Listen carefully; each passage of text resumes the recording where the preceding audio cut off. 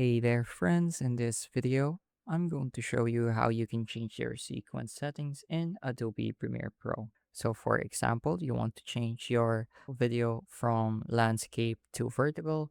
To do so, we would want to edit our resolution settings in the sequence settings. So to find the sequence settings, simply look at the top of our toolbar and look for the option called sequence. So under sequence, it should be right underneath it, the sequence settings tab.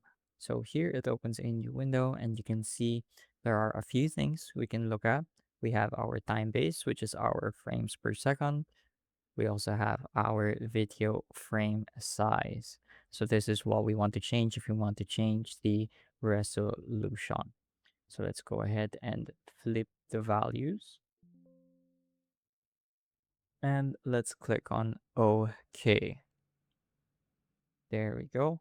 As you can see on our program monitor over here, it changed from landscape to portrait orientation.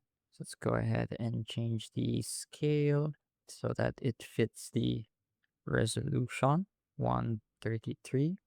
That seems about right.